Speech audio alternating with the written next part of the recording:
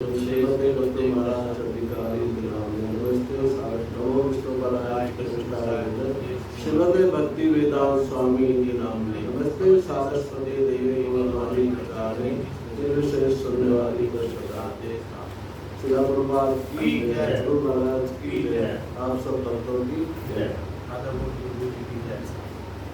तो बहुत सुंदर माता जी ने नमस्कार कर रखी है। माता जी के गुरु महाराज के ऊपर विशेष कृपा है।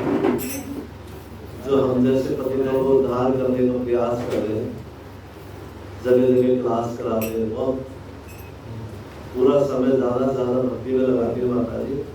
और ये सब माता जी प्रभु जी पूरी सेवा में लगे हुए। मैं तो माता जी की ज़्यादा सेवा नहीं कर पा रहा, लेकिन ये सब लोग बहुत सहयोग करते हैं। तो कभी कभी मैं मौका मिलता था, माता जी का आशीर्वाद होता है तो मैं बोलने का प्रयास करूँगा। तो आज का जो टॉपिक है वो मन के ऊपर है। मन को कैसे चलाएं, मन को हम चलाएं या मन के अनुसार हम चलें, ये हम समझने का प्रयास करेंगे। चले मंगलाचरण करेंगे। ओम अज्ञानतिमिरान्धस्य ज्ञानाञ्जनं शलाकया चक्षुर्मिलितं येन तस्मै श्रीगुरुवे नमः। श्रीचैतन्यमनोभीष्टं स्थापितं येन भूतले स्वयं रूपकदा मह्यं ददाति स्वपदान्तिकम्। वन्देऽहं श्रीगुरुं श्रीयुक्तपद्मनाभं श्रीगुरुरस्तवाश्च श्रीरूपं साग्रजातं सगणनाथं तं सजीवम् साद्वैतं सावधूतं परिजनसहितं कृष्णचैतन्यदेवं श्रीराधा कृष्णपादान् सगणललिता श्रीविशाखान्वितांश्च हे कृष्ण करुणा सिंधु दीनबन्धु जगत्पते गोपेश गोपिका कान्ता राधा कान्ता नमस्तुते। तप्त कांचन गौरांगी राधे वृंदावनेश्वरी विश्वानुसुते देवी प्रणमामि हरिप्रिये। वाञ्छाकल्पतरुभ्यश्च कृपा सिन्धुभ्यश्च पतितानां पावनेभ्यो वैष्णवेभ्यो नमो नमः। जय श्री कृष्ण चैतन्य प्रभु नित्यानंद श्री अद्वैत गदाधर शिवासादि गौर भक्तवृंद। हरे कृष्णा कृष्णा कृष्णा हरे हरे, हरे राम राम राम हरे हरे। श्रील प्रभुपाद की जय, गुरु महाराज की जय, अनंत कोटि वैष्णव की जय। तो मन बहुत चंचल है और मन क्या है इस पर चर्चा करेंगे। तो महाराज ने बहुत सुंदर बुक लिखी है, मन के ऊपर पूरी एक बुक लिख दी है।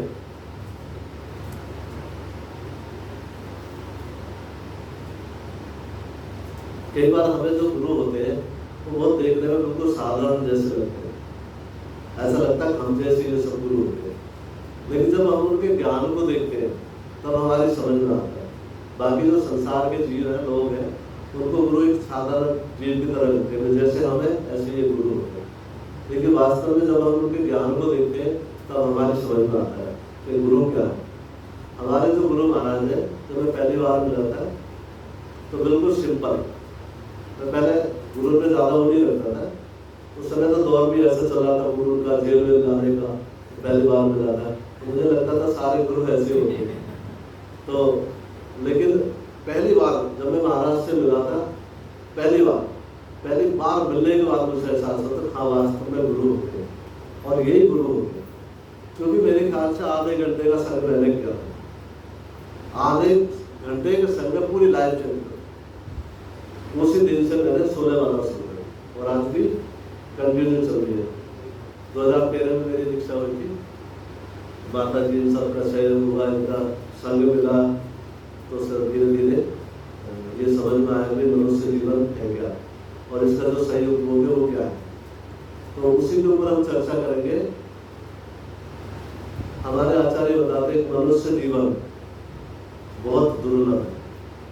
84 लाख योनि में भटकने के बाद, भ्रमण करने के बाद, दुख भोगने के बाद कहीं जाके मनुष्य जीवन मिलता है। और एक मनुष्य जीवन ही ऐसा जीवन है जिसमें हम अपना उद्धार कर सकते हैं। उद्धार क्या है, उद्धार के बारे में सोचेंगे।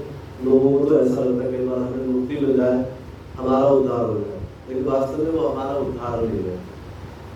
तो हमारे आचार्य बताते हैं मुक्ति तो भक्तों के पीछे पीछे घूमती है, पानी भरती है मुक्ति जो होती है, और भक्त को मुक्ति नहीं चाहिए क्योंकि भक्त उससे ऊपर का कुछ चाहता है, भगवान की सेवा चाहता है।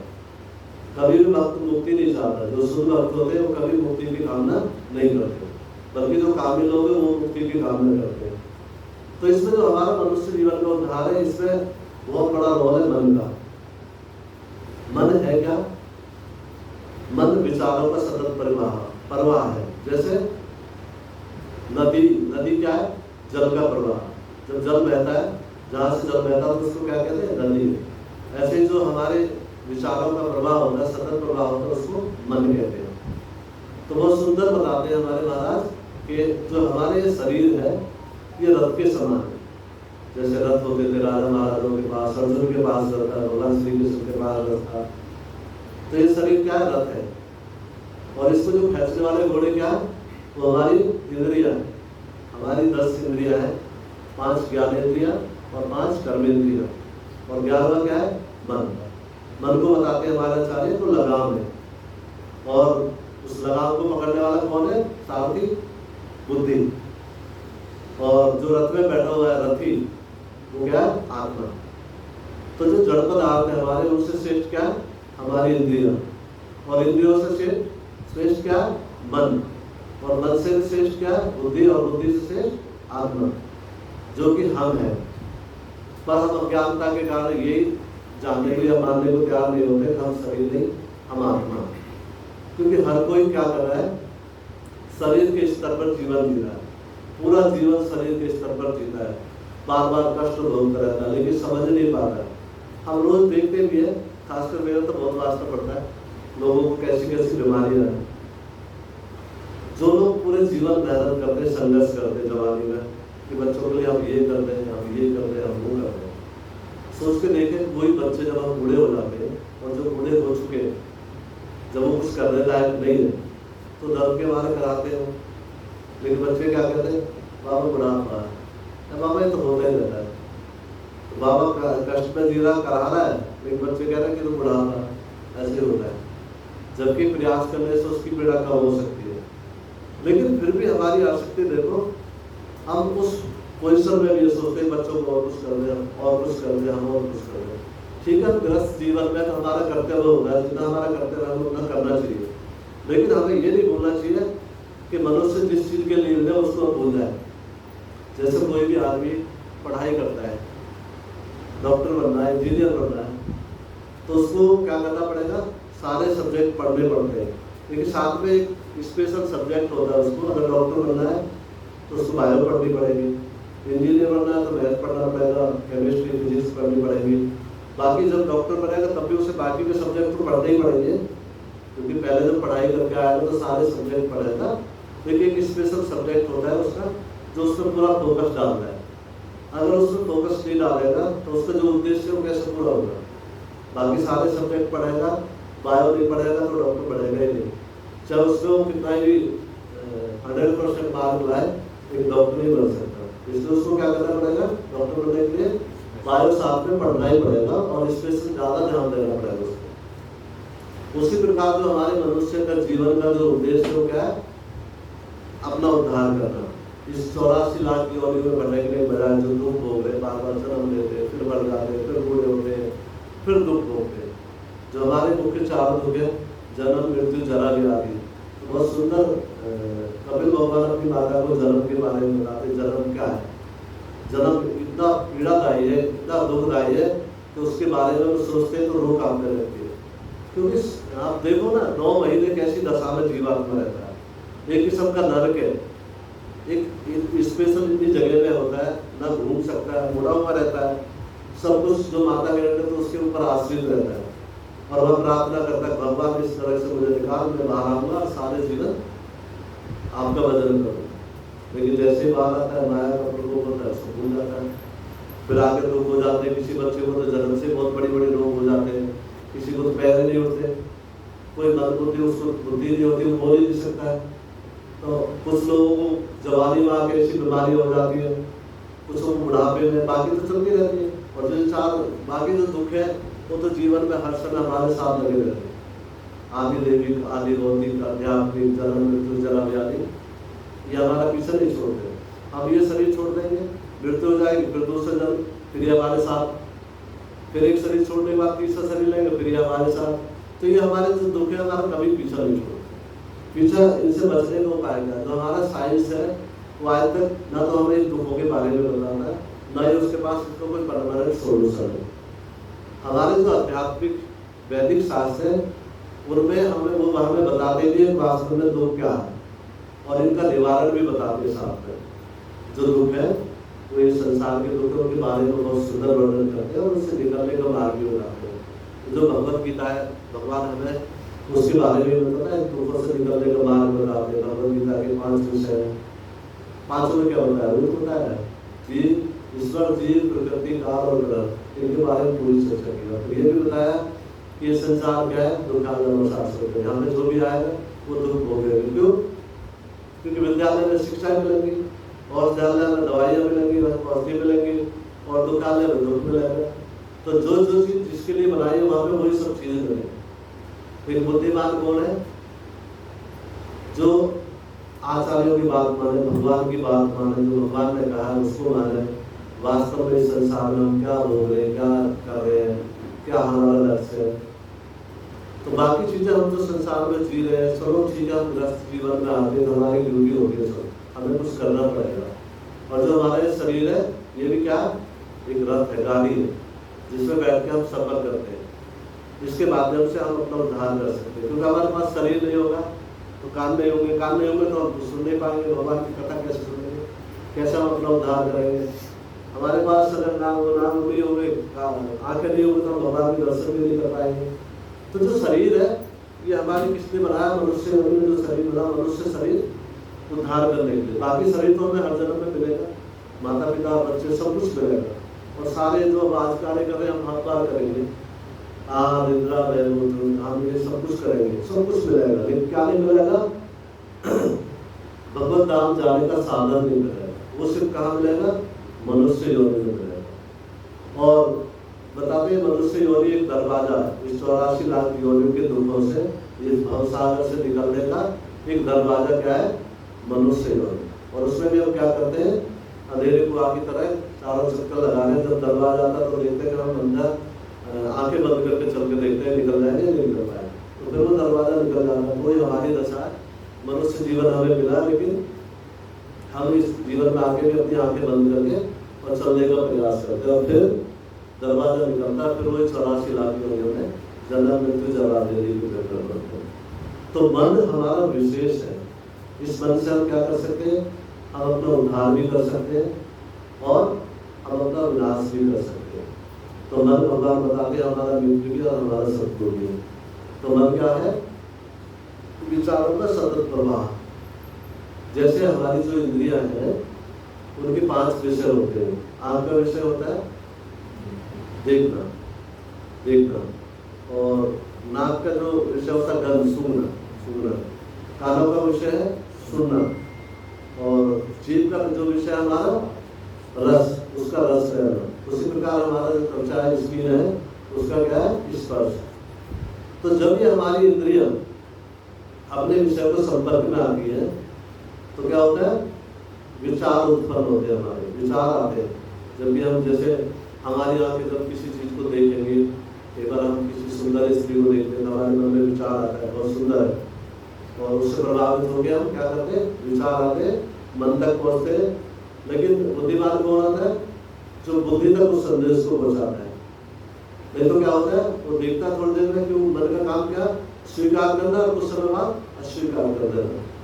तो इस प्रकार कुछ दिन तक वो शादी भी करता है, उससे कुछ दिन साथ रहता है, कुछ समय के बाद फिर उसको अस्वीकार कर देता है, फिर उसको छोड़ देता है, विवाह विच्छेद हो जाता है, शादी टूट जाती है, बंधन टूट जाते हैं। उसी प्रकार से चलता रहता है। लेकिन अगर ये इस मन को बताते हैं, प्रभुपाद और महाराज बताते हैं भाई ये उसकी तरह होता है। लिपि जो होगी ना, संदेश वाहक या विषय श्रोति में अंदर बैठे हुए जो उनके पास काम कर रही है, तो बाहर से जो लोग आएंगे उनके फोन अटेंड करना या उनको संदेश लेकर आए तो अंदर तक पहुंचाना, तो उसका कार्य कितना, इतना ही कार्य होता है। तो उसको जो भी कुछ आए अंदर वो बताए, उसके बाद उसका कार्य खत्म हो जाता है। तो मन भी अगर इस तरह से करता है, जो उसके मन में विचार आता है, जब इंद्रियों के संपर्क में हमारी इंद्रिया हमारे विषयों के संपर्क में आती है, तो उनके मन में विचार आता है और वो विचार मन पे आते हैं। मन क्या है, विचारों का सतत प्रवाह। तो मन अगर उस विचार को, उस संदेश को बुद्धि तक पहुंचाता है, तो बुद्धि का कार्य क्या, सही और गलत की पहचान करना। तो फिर अगर उस तक पहुंचाता है तो बुद्धि सही और गलत का निर्णय करके फिर उसको बताती कि ये सही है या गलत। लेकिन अगर मन मनमानी करता है, अपने मन से कुछ भी कर देता है, तो कई बार सही भी हो सकता है, कई बार गलत भी हो सकता है। तो मन को क्या करना चाहिए, बुद्धि तक पहुंचाना चाहिए। अपने विचार जो आते हैं वो बुद्धि तक पहुंचाए।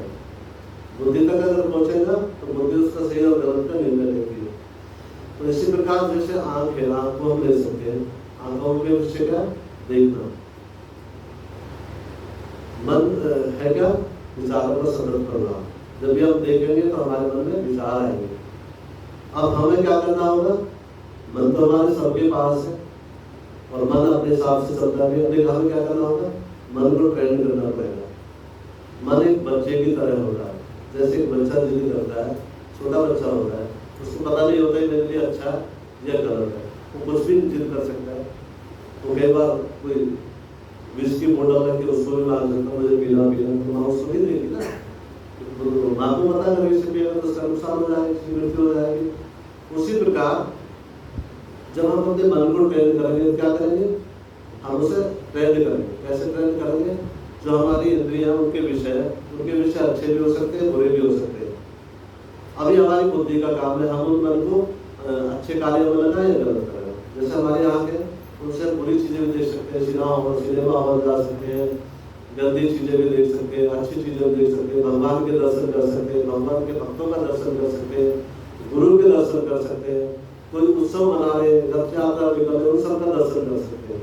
उससे क्या होगा, विचार, जब वो विचार आएंगे तो क्या आएंगे, शुद्ध विचार आएंगे। शुद्ध विचारों का प्रवाह होगा तो क्या होगा, जैसे एक नदी से तुलना करते हैं।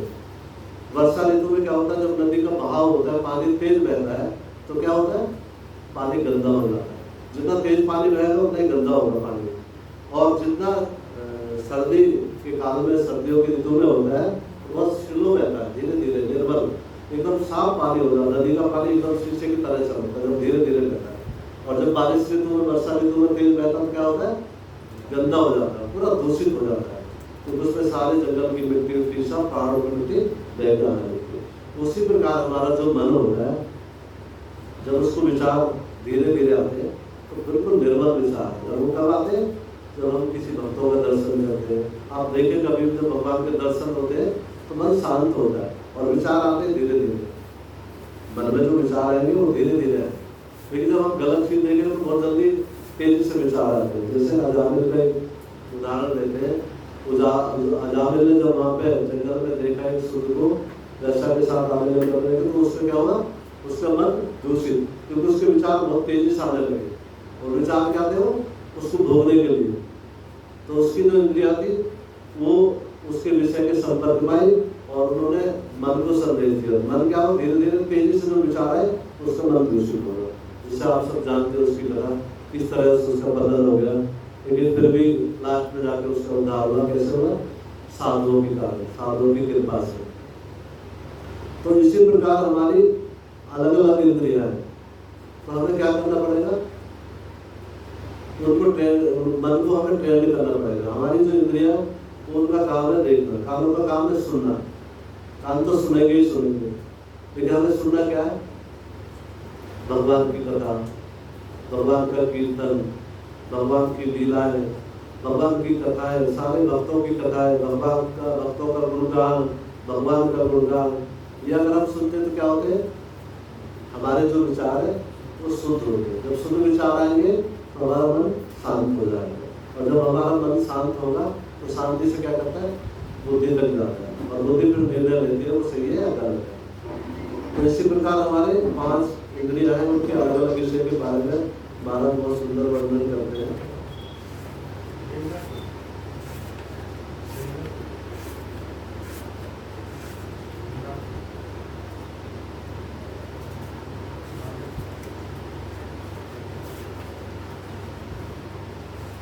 तो हमने यार समझा मन है क्या, मन क्या है, विचारों का सतत प्रवाह।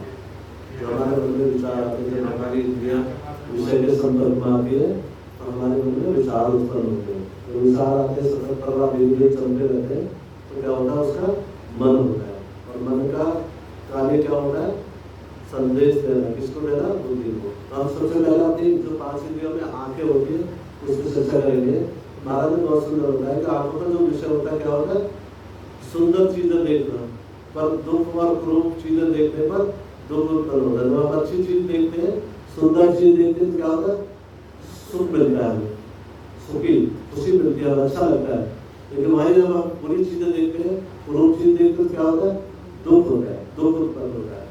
तो यहाँ पर उदाहरण में बहुत सुंदर बताते हैं महाराज कि एक सुंदर स्त्री पुरुष के समक्ष आती है तो पुरुष की आंखों का स्त्री के रूप के स्पर्श होने पर सुख उत्पन्न होता है। और इसके विपरीत क्या होता है, कुरूप कुटिल स्त्री सामने से गुजरने पर सुख उत्पन्न नहीं होता है। यदि आप कृष्ण के अर्चा लीला के दर्शन करें या रामायण महाभारत फिल्म देखते हो, आप पवित्र मन की पवित्रता को, अगर ये हमारी आंखें क्या करें, अच्छी चीज देखें, क्या देखेंगे, भगवान के अर्चा लीला के दर्शन करते हैं या रामायण महाभारत जैसी फिल्म देखें, तो क्या होती है, हमारी आंखें पवित्र हो जाती है और मन भी पवित्र हो जाता है। और वहीं पर अगर ये हमारी आंखें असली छवि या फिल्म देखने को, मन और आंखें दोनों ही क्या होते हैं, दोनों अभिवृद्धि हो जाते हैं। जब हम अच्छी चीजें देखते हैं तो हमारा मन भी अच्छा होता है और हमारी इंद्रियां भी शुद्ध हो जाती है। वहीं पर अगर हम जो बुरी चीज देखते हैं तो क्या होता है, हमारा मन और इंद्रियां दोनों दूषित हो जाते हैं। तो आगे बताते हैं,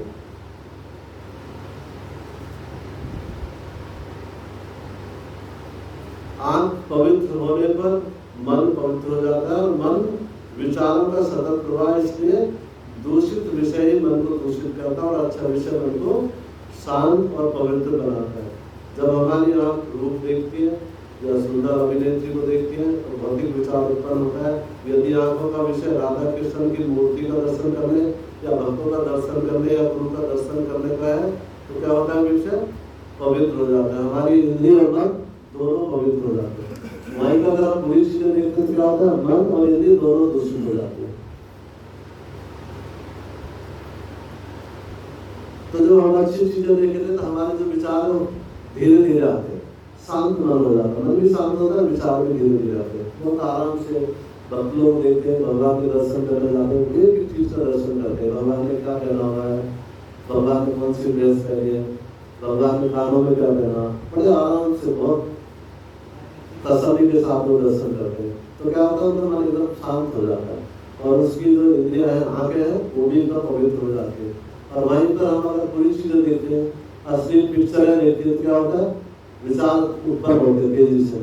जो बुरी चीज देख रहे हैं, किसी अभिनेत्री को देखते हैं तो उसके प्रति हमारे विचार गलत हो जाते हैं, वहाँ पे क्या होता है, मन शांत हो जाता है। और जब मन शांत होता है तो क्या होता है, हम दुखी होते हैं। तो मन हमारा क्या है, मित्र भी है और शत्रु भी है। अगर हम अच्छी चीजें देखते हैं, अच्छी चीजों में मन लगाते हैं तो मन हमारा शत्रु हो जाता है। बुरी चीजें उसी मन को अगर बुरी चीजें लगाएंगे तो हमारा मन हमारा शत्रु हो जाएगा। क्यों, हम भक्ति करते हैं, भगवान के कार्य करते हैं, भक्ति में कार्य करते हैं तो क्या होता है, हमारा उद्धार होता है। क्योंकि हमें मनुष्य जीवन में उद्धार करने के लिए क्या करना पड़ेगा, भक्ति में कार्य करेंगे। क्या कार्य करेंगे, गुरु की सेवा करना, भक्तों की सेवा करना, भगवान के नाम का प्रचार करना, जो बहुत महत्वपूर्ण है। जो हमें सिद्धर महापुरुष ने एक वो दिया है कि भाई कलयुग में क्या होता है, पहले तो अलग अलग युगों में अलग अलग साधन होते थे भगवत प्राप्ति के लिए।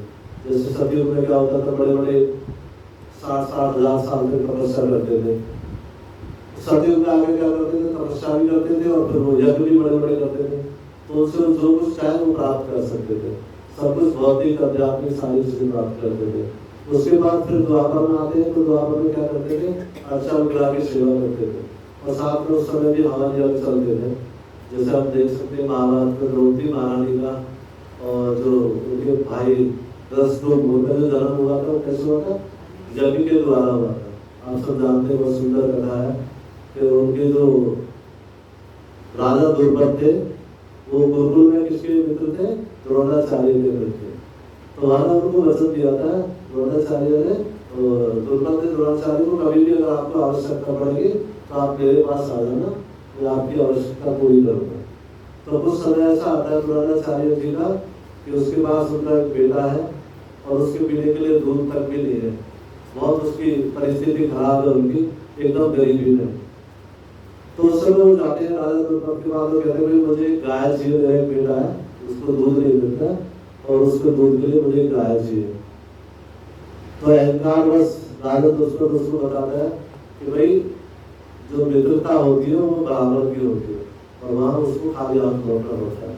तो बहुत सुंदर कथा आप सब जानते हो। जब आगे उनको फिर ये उन्हें सौभाग्य मिलता है पांडव कौरवों को शिक्षा देने का, और उनको शिक्षा देने के बाद फिर उन्हें उनकी परीक्षाएं में पास हो जाते हैं तो उनको गुरु दक्षिणा देने का समय आता है। तो गुरु दक्षिणा में वो वही मांगते हैं उनसे, मैं जाओ राजा दुर्लभ से युद्ध करवा। जब कौरव जाते हैं तो पराजित हो जाते हैं, लेकिन फिर वही आदेश पांडवों को देते हैं और पांडव उसको जीत लेते हैं। और जीतने के बाद वो क्या करते हैं, आधा राज वापस लौटा देते हैं उसको और कहते हैं कि मित्रता बराबर की होती है और हम दोनों बराबर हुए। ये कथा उनकी। उस समय भी यज्ञों का बहुत महत्व था, यज्ञ के द्वारा बहुत सारी चीज प्राप्त की जाती थी। लेकिन कलयुग में ऐसा नहीं है। कलयुग में क्या है, कलयुग में कोई चीज शुद्ध नहीं है। हवन करने के लिए ना हमारे पास हवन की सामग्री शुद्ध है, ना हमारे पास हवन करने वाले ब्राह्मण शुद्ध है, किसी भी चीज को नहीं हमारे पास। अगर हवन के लिए हमें घी भी चाहिए तो भी शुद्ध नहीं मिलता। और आजकल तो जो फॉर्मेलिटी बहुत ज्यादा है, आज के टाइम में फॉर्मेलिटी ज्यादा करते हैं लोग। क्या करते हैं लोग, अगर घी खाने के लिए चाहिए तो बहुत घी अच्छा वाला चाहिए, गाय का घी होना चाहिए, शुद्ध घी होना चाहिए। लेकिन जोत के लिए क्या करते हैं, बहुत सारे लोगों को देखते हैं 100 रुपए किलो वाला घी लाते हैं, कह रहे जोत को ही तो चाहिए, जबकि जोत के लिए तो हमें बहुत शुद्ध घी चाहिए। लेकिन उससे करने से क्या फायदा, उससे अच्छा तो है जो ना करे। तो कलयुग में श्रेष्ठ क्या है, इन सबको ना करने के बजाय क्या करना चाहिए, भगवान के नाम पर जप करना चाहिए। कौन सा नाम करना चाहिए, हरे कृष्ण कृष्ण कृष्ण हरे हरे, हरे राम राम राम हरे। सबसे सरल, सबसे सर्वोच्च साधन है। न इसमें हल्दी लगे ना फिटकरी और चोखा चलता है। तो न इसमें बहुत मेहनत करने के, कोई चीज प्राप्त करनी है हमें लकड़ी की व्यवस्था करनी है, हमें घी की व्यवस्था करनी है, कुछ नहीं करना। सिर्फ क्या करना है, 4 नियम पालन करने हैं हमें। कौन से नियम करने हैं, मांसाहार नहीं करना, नशा नहीं करना, जुआ नहीं करना और अवैध संबंध नहीं रखना। वैसे भी हम इस संसार में ये सब चीज नहीं करते, तब भी हमारा इस संसार में जीवन सुखी होता है। और जहाँ पे ये 4 चीजें होगी वहाँ पे सुख नहीं होगा, और रोज के कलेश, लड़ाई झगड़े, मनमुटाव सब चलते रहेंगे। तो ये सब चीज भौतिक जगत में भी हमें सुख देने वाली है और हमारा उद्धार करने वाली है। हम इस जगत में भी सुखी रहेंगे और आगे भी सुखी रहेंगे। क्यों, जब तो हम सुखी है, ये सब चीज नहीं कर रहे तो घर में शांति है, सबके साथ अच्छे से खा रहे हैं, अच्छी चीजें हम खा रहे हैं, हम अच्छी चीजें खाएंगे, जैसा हम प्रसाद ग्रहण कर रहे हैं ऐसे हमारा शरीर होगा, हमारा मन भी ऐसे होगा। अगर हम दूसरी चीजें खाते हैं तो हमारा शरीर बहुत जल्दी बीमार होता है। क्योंकि जो भी जितने भी जीव बनाए हैं भगवान ने, प्रकृति ने जितने भी जीव है, उन जीवों का भोजन भी अलग है। जैसा शरीर बनाया उसके अकॉर्डिंग भोजन बनाया है। अब आप सोच सकते हो, हमारा जो शरीर है उसके लिए बहुत सात्विक भोजन बनाया है, बिल्कुल सात्विक भोजन। हमारे लिए साग, फल, पत्तियां, दूध, दही, ये सब कुछ बनाया है, दाल है। हमें जो चीज चाहिए, जो कुछ चाहिए, हमारी बॉडी को जितने भी न्यूट्रिशन चाहिए वो सब इन चीजों से मिल जाते हैं। कई बार लोग मांसाहार करते हैं, मांस खाते हैं। क्यों खाते हैं भाई, कह रहा प्रोटीन ज्यादा मिलता है। बर्गर में प्रोटीन तो ज्यादा नहीं होता, मीट में कहाँ प्रोटीन होता है। 100 ग्राम मीट में, मांस में 20 ग्राम प्रोटीन होता है, और मूंग की दाल में 24 ग्राम प्रोटीन होता है, तो उससे तो बहुत ज्यादा है। और सोयाबीन में 34 ग्राम होता है, तो तुम्हें प्रोटीन कहाँ मिल रहा है, तो कोई खाने का फायदा है नहीं, इसको क्यों खा रहे हो। और आपके पास दूध है, दही है, पनीर है, बहुत सारे प्रोटीन होते हैं, B12 होता है, सारे विटामिन होते हैं। तो जो हमारा प्रॉपर भोजन है, अगर हम उसको सही से ग्रहण करते हैं तो हमारे शरीर में कभी किसी चीज़ की कमी नहीं होती। तो होता क्या, हम वास्तव में उस चीज़ को ग्रहण नहीं करते। हम क्या करते हैं, पेट भरने के लिए भोजन करते हैं, हमेशा पेट भरते हैं। कई बार तो कुछ लोग अगर 10-12 रोटी खाते हैं, सब्जी इतनी सी खाते हैं, कई बार चटनी से खा लेते हैं। चटनी का गाँव में ज़्यादा चलन होता है, चटनी खाते हैं, लेकिन उनका क्या होता है, प्रोटीन कैसे पूरा हो जाता है, दूध वगैरह ज़्यादा ले लेते हैं। लेकिन अगर कोई दूध नहीं लेता और खाली चटनी से खाएगा तो उसकी न्यूट्रिशन कहाँ से मिलेगा। तो मन भी हमारा उसी तरह, हमें किस तरह ट्रेंड करना है। आप सोच के देखो, आप कुछ लोग मन को ट्रेंड करते हैं सात्विक खाना खाने के लिए। जैसे मुझे बहुत पसंद है क्या, चटनी जो बता रहे, चटनी के साथ में छाछ, दही, दूध, ये सब चीज़ पसंद है। लेकिन जब हमें ये ज्ञान होता है कि इससे हमारी पूर्ति नहीं होगी, तो साथ में हमें दाल भी चाहिए, सब्जी भी चाहिए, और उसी चीज़ को आप पहले आपने कर दिया। आपको अगर इससे अलग कोई भी चीज़ मिलेगी तो आप उसको स्वीकार करोगे, आपको पसंद ही नहीं आएगा। आप सोच के देखो, हम जो लहसुन प्याज नहीं खाते, अगर कहीं दुकान के पास में खड़े हो वहाँ पे लहसुन प्याज का आइटम रहता है, हमें इतनी स्मेल आती है कि हमें रुकना ही मुश्किल हो जाता है। बाकी जो लोग खा रहे हैं, रोज खा रहे हैं, घर भर भी खा रहे हैं, उनको कोई फर्क नहीं पड़ता। तो जैसे हम मन को ट्रेंड करेंगे ऐसे हमारा मन ट्रेंड हो जाता है। हम भी खाते थे हाँ बिल्कुल, सब खाते थे, हम भी खाते थे, सभी खाते थे। लेकिन हमने अब मन को जैसे ट्रेंड कर दिया तो हमारा मन उसी को स्वीकार करता है। जब आप पहले तो फिल्म भी देखते होंगे, इधर उधर जाते होंगे, सारी चीज देखते होंगे, लेकिन आपने क्या किया, अपने मन को ट्रेंड करा, भाई ये सही नहीं है, क्योंकि आपने क्या किया, अपनी बुद्धि का इस्तेमाल किया और बुद्धि ने मन को आदेश दिया भाई ये सही है और ये गलत है, और आपने उसको मान लिया। आपको तमस खाने से लड़ाइयाँ भी बहुत होती हैं। तमस खाने से सिर्फ नुकसान होता है, फायदा नहीं होता। हमारी बॉडी को भी होता है। जैसे कुछ लोग हमें बहुत तर्क करते हैं, कहते यार तुम लहसुन प्याज क्यों बंद कर देते हो, ये तो दवाइयाँ का काम करती है। मैंने कहा दवाई हमारे पास ये पैरास्टामोल है, आप रोज खाओ इसको, रोज ये दवाई तो है, खाओ इसको, नहीं खाते इस दवाई को खाते क्यों नहीं, आप रोज क्यों नहीं खाते, कह रहे इसे क्यों खा ले, तो बोलते इस दवाई को क्यों खा ले, तो बीमार हो, जब बीमार होंगे तभी तो खाओगे आप, ये दवाई को बिना बीमारी के आप खाए जा रहे, बिना बीमारी के खाए जा रहे। मैंने कहा क्या बीमारी में क्या काम करते हैं, कह रहे खून पतला होता है और हार्ट की प्रॉब्लम कम है। मतलब सारे जो भी हार्ट फेल हो रहे सब लहसुन प्याज खाने वाले तो हैं, भक्तों में तो मुझे दिखाई नहीं देते, हम भी नहीं खाते, हमें कभी हुआ नहीं है। तो ये कैसे बता सकते हो आप भाई ये इन्हें खाने से नहीं हो रहा, बल्कि इन्हें खाने से ज़्यादा हो रहा है। जब हमारा कॉन्स्टिपेशन बढ़ेगा, हमारे पेट की बीमारियां बढ़ेंगी तो ज़्यादा नुकसान करती है। तो ये अपनी जीभ का स्वाद है, क्योंकि हमने अपने मन को ट्रेंड कहाँ किया, गलत चीज़ों में ट्रेंड किया। तो हमें इसको ट्रेंड करना पड़ता है। जैसे बच्चों को कैसी आदत डालनी होती, हम अच्छी आदत भी डाल सकते हैं, बुरी आदत भी डाल सकते हैं। तो शुरू से हम जैसे बच्चों को ट्रेंड करते हैं ना, ऐसी हैबिट हो जाती है। जिन बच्चों को दूध पीने की आदत होती है, उनको रात में दूध के बिना नींद नहीं आती, वो दूध के बिना सोएंगे नहीं जब तक उनको दूध नहीं मिलेगा। और बहुत सारे बच्चे ऐसे जो दूध की परवाह नहीं है, वो 1 लीटर पेप्सी पी सकते हैं, दूध 1 गिलास भी नहीं पी सकते। जैसे हमारे टाइम में हमें पता है, हमें दूध के आज भी मुझे नींद नहीं आती दूध के लिए, जबकि मैं कहता हूँ कि दूध अब कम करना चाहिए, लेकिन फिर भी हैबिट है, दूध के बिना नींद नहीं आई, वो पीना ही पीना है। जैसे भी हम कहीं अभी गए थे महाराज की राष्ट्र से, प्रसाद मैंने लिया था और घर जाकर मैंने दूध दे दो, क्या अभी तो प्रसाद पाया, मैं प्रसाद नहीं पाया, दूध तो नहीं पिया। तो दूध पीना हैबिट है वो, तो हमने अपने मन को उसी तरह से ट्रेनिंग किया, भैया हमें दूध पीना है, पीना। लोग बहुत सारे लोग आप देखेंगे फंक्शन करते हैं, पार्टियाँ करते हैं, तो अब सोचो आपके आध्यात्मिक प्रोग्राम होंगे, राधा अष्टमी, तो कुछ लोग क्या होते हैं, आते और चले जाते हैं, कुछ लोग आते नहीं, क्योंकि प्रसाद क्यों नहीं लगा उनको, पहले तो गए उसके बाद खाना खाना, तो वो आएंगे नहीं। अब जब मैं किसी से डिस्कस करता, जो प्रोग्राम में डिस्कस कर रहा था, मैं क्या शादी में कैसे कैसे इन्वाइट करें लोगों को, हम जहाँ रहते हैं गाँव के लोगों को कैसे, कह रहे पहले बताओ क्या क्या करें, मैंने कहा तो है नहीं, रस्म डाली नहीं है, कह रहा था फिर आप अगर 500 में इन्वाइट करते हैं तो 250 का प्रसाद बनवाना, मतलब क्यों, कह रहा आएंगे नहीं, आएंगे तो खाएंगे नहीं, क्योंकि पहले शाम को बैठ पिएंगे उसके बाद खाना खाएंगे। मतलब वो आए ना आए, खाए ना खाए, लेकिन दारू में नहीं दे सकता, जितने आए ठीक है, मेरा काम है इन्वाइट करना उसको, मेरे फर्ज है भी, मुझे लोग इन्वाइट करते मैं जाता हूँ, मुझे लगता है सारे हम लोग भी। तो ये सोच है लोगों की कि शाम को इतना मन को ट्रेन कर दिया, शाम को उनको पीना ही पीना, और उसी में से कुछ लोग तो ऐसे होते हैं जो पूरा 24 घंटा पीते हैं। बहुत सारी नई उम्र के बच्चों को देखता हूँ, पूरा घर भर रहा है, बच्चों के लिए दवाई की तस्वीर है, कुछ कमाना नहीं लोगों को, पूरे दिन सुबह से लेकर जहाँ भी मिलेंगे दारू में नशे में। वो क्या करेंगे? नशे किसी से भी पंगा लेते हैं, किसी लोग को उससे पैसे मांगने लगते हैं। तो क्या करें हो? इंद्रियों को ट्रेन कैसे किया उन्होंने? बुरी चीजों में लगा दिया। जब बुरी चीजों में लगाएंगे तो बुरा प्रभाव पड़ेगा, अच्छी चीजों में लगाएंगे तो अच्छा प्रभाव पड़ेगा। तो हमें क्या करना चाहिए? मन को ट्रेन करना पड़ेगा हमें। हमारी जो इंद्रियां उनके तो कार्य है, जो हमारी आंखें वो देखेंगे।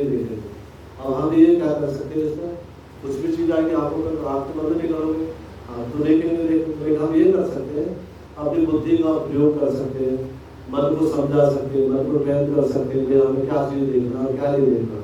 हम जिस चीज के लिए ट्रेन करके हमें वही अच्छा लगता है। जैसे पहले हम क्या करते थे, गाँव में रहते तो देहाती रागनियाँ होती थी, तो रागनी हम सुनते थे तो उनमें किस्साएं होते थे, महाभारत का किस्सा होता था, तो बड़ी अच्छी लगती थी मुझे। अगर कोई फिल्मी गाने चला देता तो मुझे गुस्सा आता है। अगर कोई फिल्मी गाने चलाता था बहुत गुस्सा, मुझे अच्छा नहीं लगता था, क्योंकि मन क्या था, जो हमारी इंद्रिय थी, कान क्या थे, वो चीज सुनने के लिए प्रेरणा हुई। और वो कुछ लोगों को उन्हें वो बोरिंग लगती है। अगर कोई रागनी सुन रहा है, किस्सा सुन रहा है तो बहुत बोर होता है, ये क्या बात है, लेके बैठ जाते हैं। तो हमने क्या किया, जिस चीज के लिए हमने इनको ट्रेन किया उसी के लिए हमारी ट्रेन होगी, मुझे हमें अच्छा लगा, हमारा मन भी उसको स्वीकार करने लगा। तो इसके लिए क्या करना पड़ेगा? हमें मन को ट्रेन करना पड़ेगा। हमारी जो इंद्रिय है उनका कार्य है, उनको आप रोक नहीं सकते, वो कभी भी देखे बिना नहीं रह सकती। लेकिन करना क्या पड़ेगा? हमें अच्छी चीजों के लिए ट्रेन करना पड़ेगा, अच्छी चीजें देखनी पड़ेगी। उसी प्रकार हमारा दूसरा जो कान आते हैं, कान के बारे में बताते हैं। तो यहाँ पे बताते हैं आगे महाराज हमें बहुत सुंदर,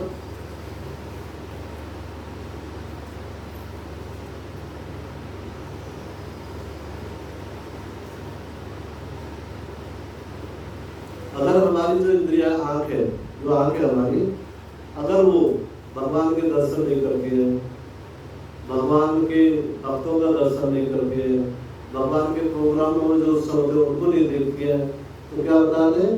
उनकी तुलना किससे करते हैं? मोर पंख पे जो लगी, मोर के पंख पे जो आंखें होती है उनके समान। अगर हमने भगवान के दर्शन नहीं किए, अच्छा विग्रह विष्णु भगवान के, अच्छा विग्रह भगवान श्री कृष्ण राधा कृष्ण के दर्शन नहीं करते, तो उन आंखों की तुलना किससे करते हैं? मोर पंख की आंख की तरह, कि वो बेकार है, उस काम के लिए उनको कुछ देख नहीं सकती। क्या है? एक शोपीस है, देखने में लगता है आंख है। तो उसी प्रकार अगर हम भगवान के दर्शन नहीं करते, भगवान के भक्तों के दर्शन नहीं करते, गुरु के दर्शन नहीं करते, तो हमारी आंखें क्या है? मोर पंख की आंखों के समान है। उसी प्रकार हमारे जो पैर होते हैं, अगर वो भगवान के तीर्थ में ले जाते, धाम में ले जाते, तो क्या बताते हैं? वृक्ष के समान है। जैसे वृक्ष होता है उसके समान हमारे वो पैर है। अगर वो पैर हमारे कई कथा में, हमारे क्लासों में जाते हैं, जहाँ पे प्रोग्राम होते हैं, उनमें जाते हैं, तो वो पैर क्या है? वास्तव में हमारे पैर है। अगर वो ये सब नहीं करते हैं तो किसके समान बताते हैं उनको? वृक्ष के समान, जड़ पदार्थ, किसी काम के लिए। उसी प्रकार हमारी जो दूसरी इंद्रियां आती है, कान। तो अगर हमारे कान क्या करते हैं? हमारे कान भगवान की कथा है, भक्तों की कथा, भगवान भक्तों का गुणगान नहीं सुनते हैं, तो वो किसके समान है? सांप के बिल के समान है। जैसे सांप का बिल है, उसमें कुछ भी कर लो कुछ काम का नहीं है, उसमें से कोई आवाज आने वाली नहीं है, उसमें कुछ बोलोगे तो किसी को सुनाई दे देने वाले। तो अगर हमारे ये कान भगवान की कथाएं नहीं सुनते, भगवान के भक्तों का गुणगान नहीं सुनते, भगवान का गुणगान नहीं सुनते, तो किसके समान बताएंगे? सांप के बिल के समान है, यानी कि बेकार है, किसी काम के लिए। हमें क्या करना पड़ेगा? इस इंद्रिय को, हमारे कानों को ट्रेन करना पड़ेगा। किसके लिए ट्रेन करना पड़ेगा? अच्छी चीज सुनाने के लिए, भगवान की कथा सुनाने के लिए, भगवान के भक्तों की कथा सुनाने के लिए, और भगवान के भक्तों का गुणगान सुनने के लिए, भगवान का गुणगान सुनने के लिए ट्रेन करना पड़ेगा। तो ये काम है, इसका कार्य है, सुनेंगे ही सुनेंगे, बिना सुने तो रुकेंगे। आप अच्छी चीज भी सुना सकते हो और बुरी चीज भी सुनाते हो। जो चीज सुनाओगे उसी से जो विचार उत्पन्न होंगे वही हमारे, वो क्या बनते हैं? हमारा मन बनता है। जो भी हमारे अंदर विचार आएंगे वो क्या है? मन क्या है? विचारों का सतत प्रवाह। जब हमारा किसी चीज से संपर्क होता है, अच्छी चीजों से, हम कथाओं में जाते हैं, हमारे कान अच्छी अच्छी चीजें सुनते हैं, तो क्या होता है? हमारे मन में विचार आते हैं अच्छे। भगवान की कथा सुनते हैं, हमारा बहुत सुनने को मन करता है, हमारे मन में विचार आते हैं, और कहीं क्लास होगी हम वो भी सुनेंगे, और कहीं प्रोग्राम हम सुनने का अवसर मिलेगा, तो क्या होगा अच्छे विचार, और अच्छे विचार क्या होते हैं, विचारों से क्या बनता है, मन बनता है, तो हमारा मन भी क्या होगा, अच्छा हो जाएगा, शुद्ध मन बनेगा। उसी प्रकार जो हमारी नाक है, नासिका, वो अगर भगवान के जो चढ़ाए हुए पुष्प है, या भगवान की जो गुरु के पहले हुई माला है, या भगवान की माला है, भगवान को चढ़ाए हुए पुष्प है, अगर उनको नहीं सूंघती है और गंदी चीजें सूंघती है, तो क्या होता है, जैसी जैसी चीजें सूंघती है ऐसे ऐसे विचार उत्पन्न होते हैं। जैसे बहुत सुंदर कथा आती है कि दो सहेली होती है, एक फूल वाली है और एक मछली वाली है, दोनों खास फ्रेंड है, वो सहेली है। तो फूल वाली इन्वाइट करके मछली वाली को, आज तो हमारे घर रुक जाना है, आज वहीं पे सोना, तो आ जाती है। ये क्या करती है, चारों तरफ फूल ही फूल रखे, पुष्प रखे, पुष्पों की जो सुगंध आ रही है वो उसको डिस्टर्ब कर रही है, क्योंकि उसकी नाक को किसकी ट्रेनिंग है, मछली की जल्द लेने की ट्रेनिंग है। तो उसे लगता है कि तो कहाँ दुर्गंध है, बदबू आ रही है, कैसे सो, उसको नींद नहीं आ रही है, तो कहती है जग रही है। तो उसकी सहेली पूछती क्या हुआ, सो क्यों नींद नहीं, कहती मुझे तो यह बहुत गंध आ रही है, बदबू आ रही है, अगर तुम जो बाहर मछली की टोकरी इसको अंदर ले आओगे तो शायद मुझे नींद आ जाएगी। तो जो उधर जाकर उसके सिराने पास में रख देती है, मछली की गंध उसकी नाक में आती है, तो फूलों की गंध आनी बंद हो जाती है। तो उसको बड़ा आनंद होता है, क्योंकि उसने क्या करा, इस नाक को ट्रेंड कर रखा है, इसका नाक का ट्रेंड है गंध सुनना, मछली की गंध सुनना, तो उसको बहुत सुंदर नींद आती है, उसमें जगाने से लगती है। तो उसी प्रकार हमें क्या करना पड़ेगा, अपनी इंद्रिय को ट्रेंड करना पड़ेगा। जो भक्त फूलों को सूंघता है, भगवान के चढ़े हुए फूलों को सूंघता है, उसको मच्छी आसपास में हो जाए, मच्छी तो बहुत दूर है, लहसुन प्याज की गंध बहुत बुरी लगती है उसको नींद ही नहीं आएगी वहाँ पे, अगर उसके पास ही हो जाएगा ना, लेकिन उसको नींद आ रही है गंदी चीजों की गंध से, क्योंकि उसकी नाक में ट्रेनिंग उसके लिए। और उसी प्रकार के उसके विचार होते हैं, जब हमारी इंद्रिया जो चीज ग्रहण करती है उससे जो विचार उत्पन्न होते हैं, उसी विचारों से क्या होता है, मन बनता है। मन है क्या, विचारों का सतत प्रभाव। मन भी हमारा उसी तरह होगा, फिर हमें वही सब चीज अच्छी लगने लगती है, मच्छी खाना अच्छा लगना, मच्छी की गंध लेना अच्छा, मच्छी पकड़ना अच्छा लगना। लेकिन अगर हमने उसको ट्रेनिंग दी है भगवान पे चढ़े हुए फूलों को सूंघना, तो क्या होगा, हमारी ट्रेन हमें वही सब अच्छा लगेगा। जहाँ भी आपकी होती है फूल चढ़ाए जा रहे हैं, हम सूंघने का प्रयास करेंगे, तो क्या होगा, फिर हमारा मन भी उसी तरह का, क्योंकि हमारे मन में विचार भी उसी तरह के आएंगे। और विचारों से क्या होता है, विचारों का प्रभाव क्या है, मन है, मन हमारे विचारों के प्रभाव से बनता है। उसके बाद है हमारी जिह्वा, ये रस लेना चाहती है, ये रस तो लेती है। अभी इसको रस अलग अलग तरह के रसों का रस आता है। किसी को भगवान का प्रसाद लेने में रस आता है, वो कहीं भी जाएगा तो भगवान का प्रसाद नहीं मिलेगा तो उसको प्रसाद लेगा ही नहीं, चाहे उसको भूखा रहना पड़े। लेकिन कुछ लोग पहले करते हैं, उसको बाहर की चीजें अच्छी लगती है, वो नई नई चीजें, उसकी जो चीजें, जो इंद्रिय है हमारी, वो चंचल होती है। अगर इसे कहीं, क्योंकि ये एक दूसरे को संपन्न करती है, कहीं अगर जलेबी बन रही है तो उससे गंध आ जाती है नाक को, नाक जीव को बताती है बहुत अच्छी गंध आ रही है, बहुत अच्छी सुगंध है, तो जीव लालायित होती है। और फिर उसके मन में क्या होता है, विचार उत्पन्न होते हैं, जलेबी खाने के विचार आते हैं। तो विचार जब आते हैं तो मन तक पहुँचते। अब मन को भी अगर सही ट्रेन करना है तो किसके अध्यक्ष काम कार्य करना पड़ेगा, बुद्धि के अध्यक्ष। बुद्धि की अध्यक्षता में अगर मन कार्य करता है तो हमेशा क्या करता है, सही डिसीजन लेता है। अगर वो खाएगा तो अच्छा खाएगा, क्योंकि बुद्धि का काम क्या, सही और गलत की पहचान करना।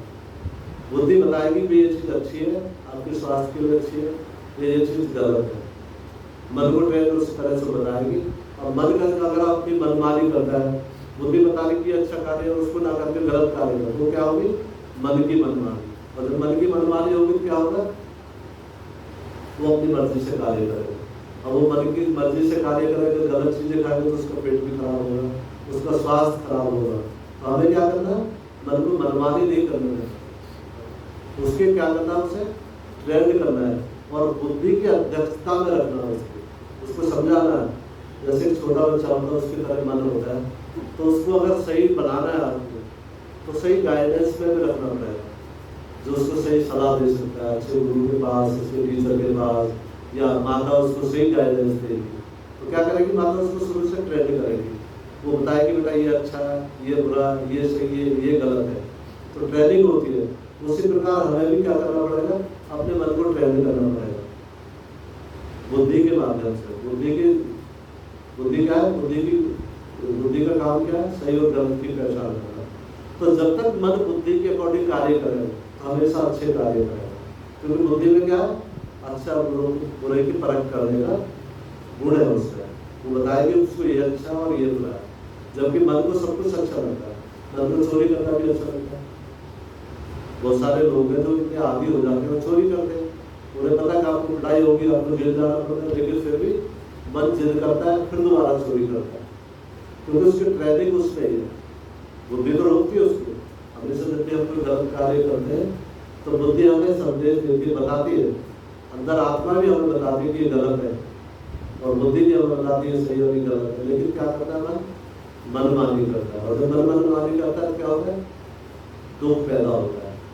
दुख पैदा होता है, दुखी होते हैं, क्योंकि मन ने मनमानी करी, हमने चोरी करी, हमें जेल जाना पड़ा, सजा भोगनी पड़ी, कष्ट भोगना पड़ा। जब मन दारू पीने करता है, मनमानी करता है, दारू पी के हमने अपने लीवर को डैमेज कर लिया, स्वास्थ्य को खराब कर लिया, घर की स्थितियाँ खराब कर लिया हमने, तो क्या होगा उससे, मन की मानी से, मनमानी से हमारा विनाश होता है, हमारा नुकसान होता है। तो मन इतना प्रबल है, भगवान बताते हैं मन हमारा मित्र भी है और शत्रु भी है। तो हमें क्या करना पड़ेगा, मन को मित्र बनाना पड़ेगा। कैसे बनाना है, ट्रेंड करना पड़ेगा उसको। अगर मन ही हमारी मुक्ति का कारण है और मन ही हमारे बंधन का भी कारण होता है। बहुत सारे कार्य होते हैं जो कई बार हमारा मन नहीं करता है, हमारा मन उस कार्य करने को नहीं करता है, जबकि वो हमारे लिए अच्छा होता है। बहुत सारे, जैसे सुबह ब्रह्म मुहूर्त में जगना बहुत अच्छा होता है, लेकिन मन नहीं करता। नींद हमें आ रही है, हमारा उठने को मन नहीं करता, लेकिन बुद्धि क्या करेगी, उसको ट्रेंड करेगी, उसको बताएगी नहीं ये अच्छा है। आप सुबह जल्दी उठेंगे तो आपके स्वास्थ्य के लिए अच्छा होगा, आपका आध्यात्मिक प्रगति करने के लिए होगा, यानी कि हर कारण से अच्छा ही होगा। और मन क्या करता है, मन रात 10-11 बजे, कई बार आज क्या होता है, आज के टाइम में ज़्यादातर लोगों का फोन से अटैचमेंट ज़्यादा है, रात के 12-1 बजे तक फोन चलाते हैं और लास्ट में सोते हैं। जब लास्ट में देर में सोएंगे तो ब्रह्म मुहूर्त में कैसे जगेंगे, उतना जगने का टाइम भी 9-10 बजे का होता है। अब 9-10 बजे जो जगेगा बाकी के कार्य क्या करेगा। अगर कोई स्त्री है वो रात में 10 बजे सोती है, 1 बजे सोती है और 10 बजे जगती है, तो क्या उसके घर की व्यवस्था सही रहेगी, ना बच्चों को खाना मिलेगा, ना सब कुछ जाने के लिए वो प्यार करेंगे, तो क्या होगा, कलेश होगा। क्योंकि यहाँ क्या कर रहा है, मन अपनी मनमानी कर रहा है। तो हमें क्या करना पड़ेगा, उसको रोकना पड़ेगा और उसको सही डायरेक्शन देनी पड़ेगी। तो ये गलत है और ये सही, तो उसको ट्रेंड करना है। तो 4 बजे जगना है और शाम को उसको मनाना पड़ेगा, 10 बजे सो जाना आपको। ये इस तरह से हम उसको ट्रेंड करेंगे तो क्या होगा, सब कुछ अच्छा हो जाएगा। जब हमारे बुद्धि के अकॉर्डिंग मन चलता है तो क्या होता है, सब कुछ अच्छा होता है। तो फिर वो मन क्या होता है, हमारा मित्र हो जाता है। मन किसका करता है, आप किसी को बुक दे दो, ये पढ़ दिया आपको, उठा कर पैक कर देते। भगवत गीता दे दो, आज तक लोग मंदिर में उठा के रख देते हैं। क्यों रखे भैया, क्या मिली थी कहीं से रख दिया। बुकों का मतलब क्या होता है, बुक की बजाय तो फिर भगवान के तस्वीर जाओ मंदिर में रख लो, उसकी पूजा करो। बुक तो पढ़ने के लिए होती है, लेकिन मन को ट्रेन मन नहीं करता पढ़ने के लिए।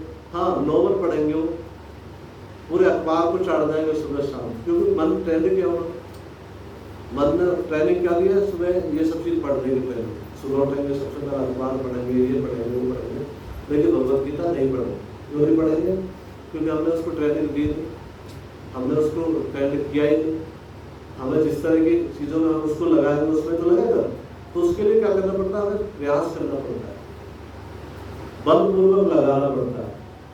क्योंकि मन, भगवान भी बताते हैं, अर्जुन का क्वेश्चन है, तो मन बहुत चंचल है और मन को जीतना क्या है, वायु को रोकने के समान है।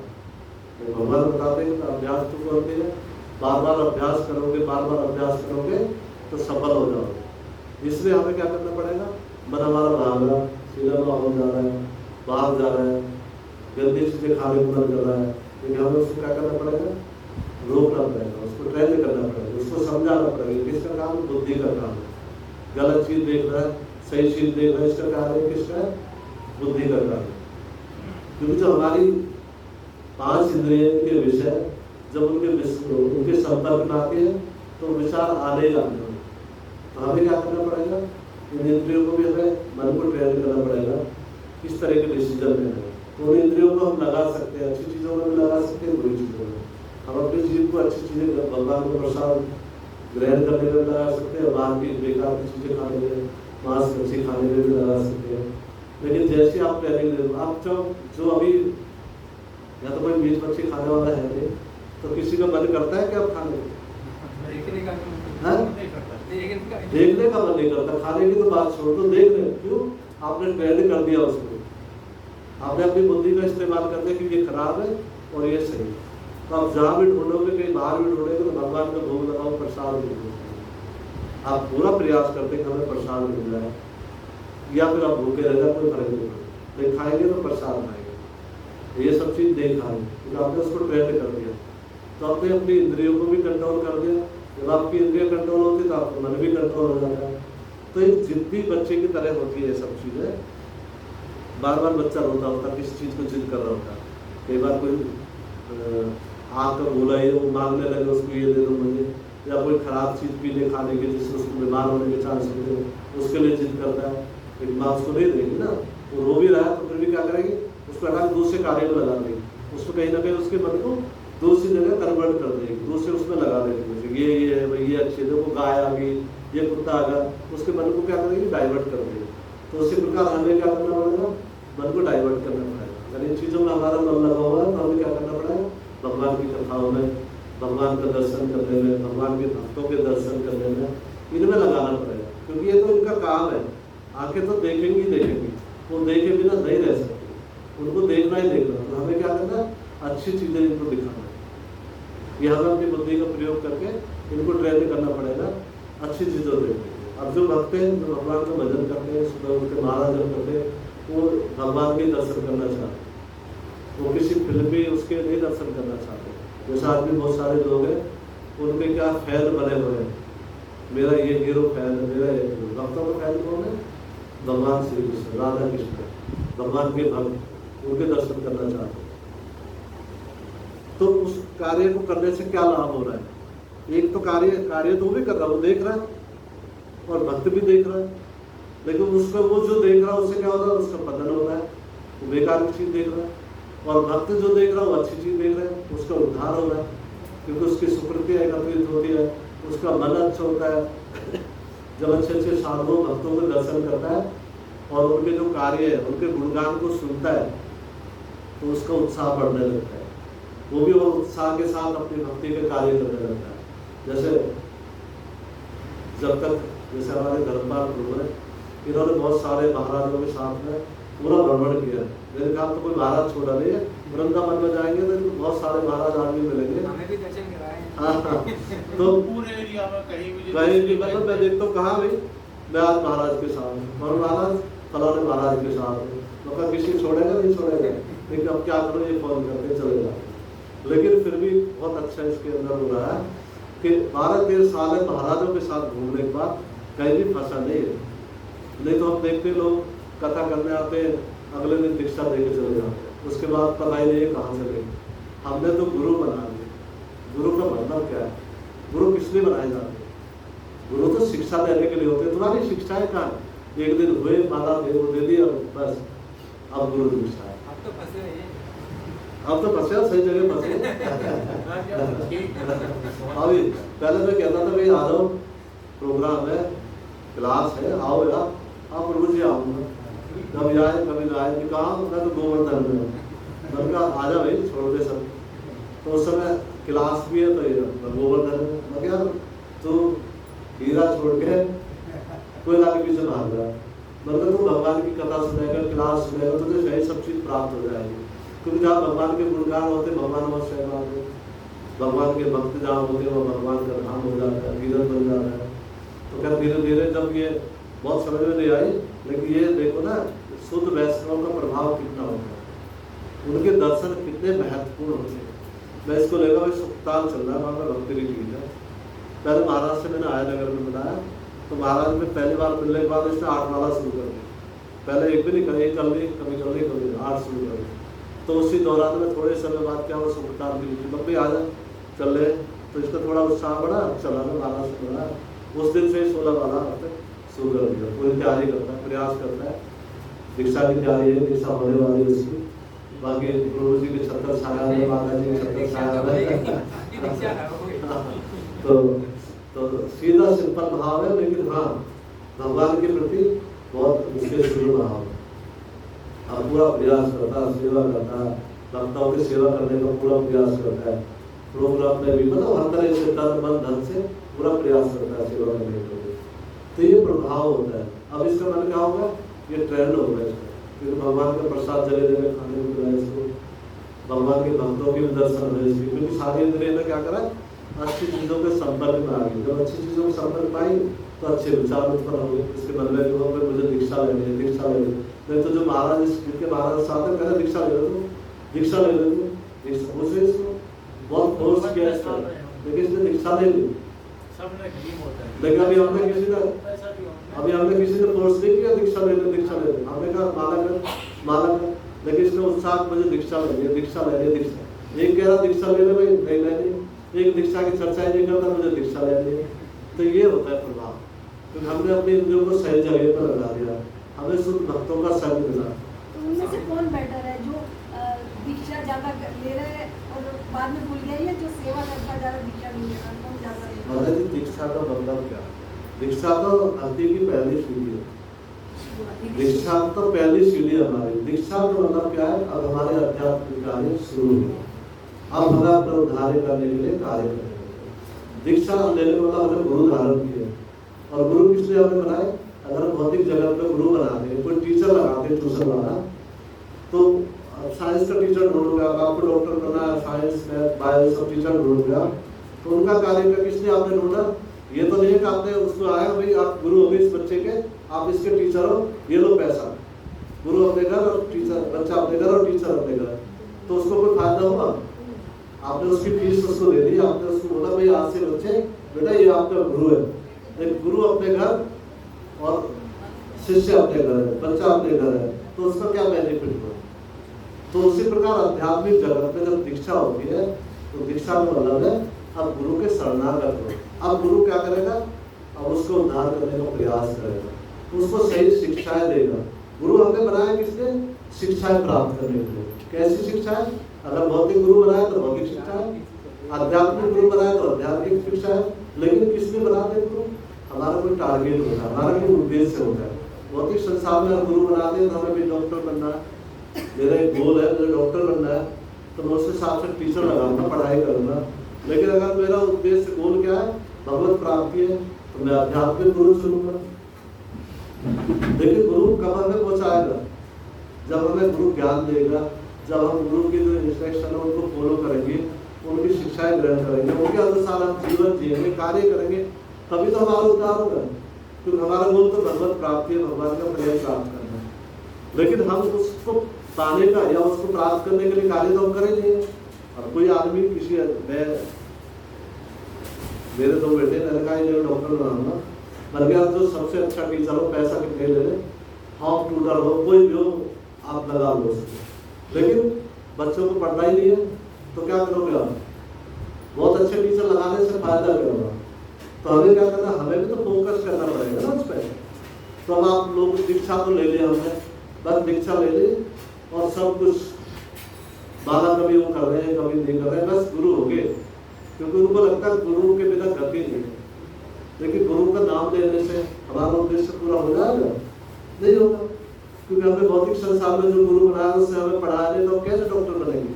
जो हमारा जीवन का उद्देश्य है। उसी प्रकार अगर आध्यात्मिक जीवन में हमने आध्यात्मिक गुरु बनाए हैं, और गुरु का उद्देश्य बनाने का उद्देश्य क्या था हमारा? अपना उद्धार करना, यानी कि भगवत प्राप्ति करना।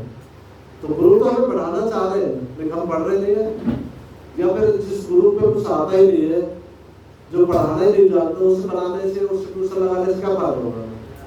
हम पढ़ा पाएंगे? हम नहीं पढ़ा पाएंगे। आप बहुत सारे गुरु हैं जो आप मंदिर देखो, आप जगह जगह मंदिर, हर जगह मंदिर में। तो मंदिर को क्या होना चाहिए? मंदिर में विद्यालय होना चाहिए। मंदिर में क्या होना चाहिए? शिक्षाएं होनी चाहिए। आध्यात्मिक शिक्षा होनी चाहिए। कहीं भी हमें दिखाई दे रहे हैं स्कूल कुछ थोड़ी दिखाई देता, कहीं शिक्षा नहीं होती है।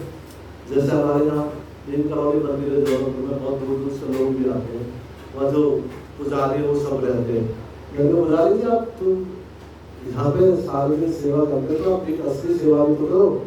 क्या करें, मतलब सुबह 1 घंटा भागवत की क्लास करेगा मंदिर में, लोगों को भागवत सुनाओ, शाम को भगवत गीता की क्लास करो, डेली का नियम बनाओ। क्या किसके पास समय है? मैंने कहा समय तो बहुत सारे लोगों के पास है, सारे दिन ताश खेलते हैं। लेकिन कुछ मंदिरों में होती है।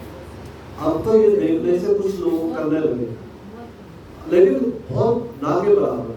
कितने लोग हैं, कितने लोग आपने 2-4 देखे होंगे, बाकी ज्यादातर में कहीं है नहीं। पूरे पूरे के पूरे एरिया में मैं देखता हूँ शायद कहीं नहीं क्लास करो, वो भी कमर्शियल टाइप का है। कमर्शियल टाइप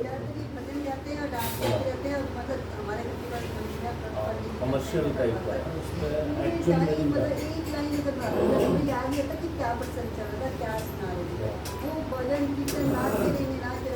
माता जी दर्शन के आना उनका वो उद्देश्य ही नहीं है। उनका ये उद्देश्य नहीं कि हमें इनका उद्धार करना है, उनका उद्देश्य क्या है? धन कमाना है। तो ये जो अब भागवतम कराते, भागवतम हम कराते, लोग करा रहे, कैसे क्यों करा रहे? भागवतम बोलते हुए तेरे काम ये पूर्ण हो जाए। तो जैसी हमारी भावना है, कथा करने वाले की भावना है, वो क्या करेगा? आएगा, कथा कम करेगा, धन वाले काम ज्यादा करेगा। आज रुक्मणी जी का ब्याह हो रहा है, इस बार में मैंने नहीं देखा ये सब होता है।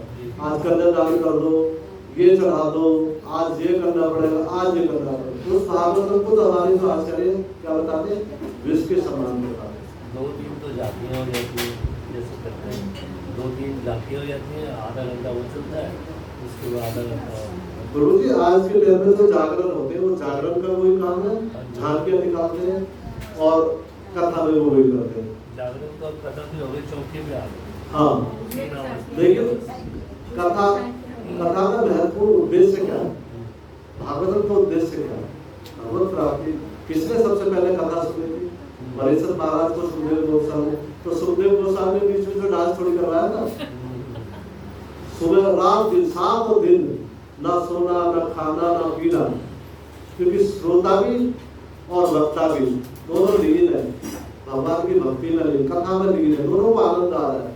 और वास्तव में भागवतम वही है जो वक्ता और श्रोता का उद्देश्य एक हो।